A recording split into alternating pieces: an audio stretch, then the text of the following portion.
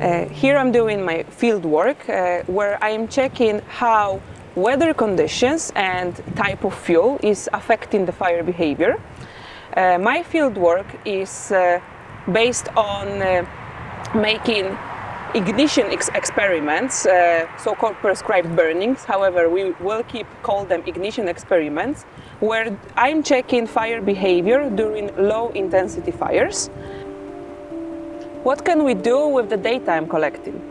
So, the simplest answer is to make a model of fire behavior in an oak forest. Okay, that's not a simple answer. What we want to know is how the fire is acting, how it's behaving, what it's doing in the oak forest. So right now we know how fire is spreading and how it's acting in the coniferous forest. And we don't know that much about the deciduous forest. So we just want to know how fire feels here, how fast it's spreading, how much does it eat, and overall, what is it doing in the oak forest? And the data I am collecting are supposed to at least partially answer on all these questions. Prior to the burn and after the burn, I am collecting the fuel and I inventory the ground, vegetation.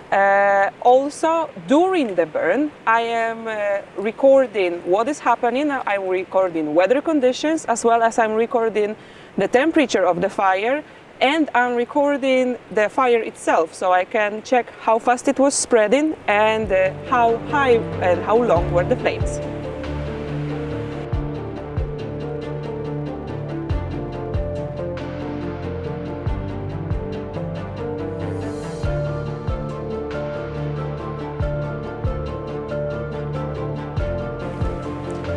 Why oak fuels? The answer may be a bit trivial on the one hand, because I just like oaks and they're beautiful trees. I think it is very nice to walk through oak forest. Also, it was quite important in the Slavic beliefs, and I like these beliefs, so I think it's important tree. But being more serious here, oak is going quite north when it comes to its natural range. And also it is important tree in forestry, so I think making more places for oak, which actually fire helps with, is good idea. Also, oak is the light demanding tree, so oak needs gaps in the forest.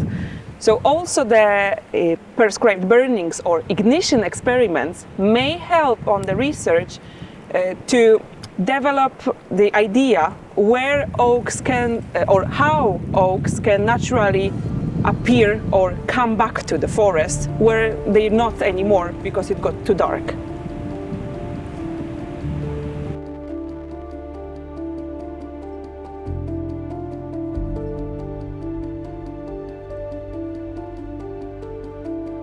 How do I want to check the fire behavior when I'm making such a small plots?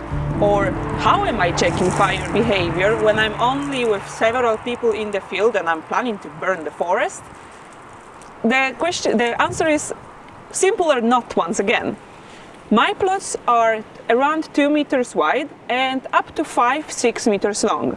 So they're not that big. And then several people in the forest with special equipment can suppress the fire if it would escape.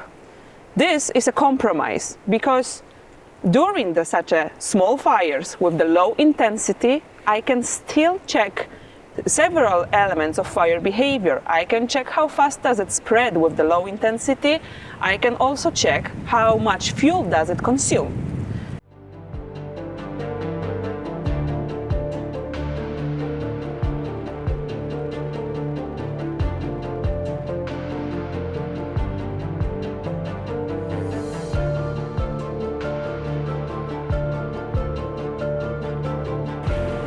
Why do I find this interesting? That's a good question. I mean, I'm coming from the country where making fire in the forest is totally forbidden. Wherever you go, there you have a sign that no fire if you see fire, if you smell fire, if you imagine fire, you need to call the fire department. And then I came to the country where I can make fire myself. it is a little bit about breaking the rules, but no, the real question or real answer is that it is really burning project, and I think it's a very hot topic.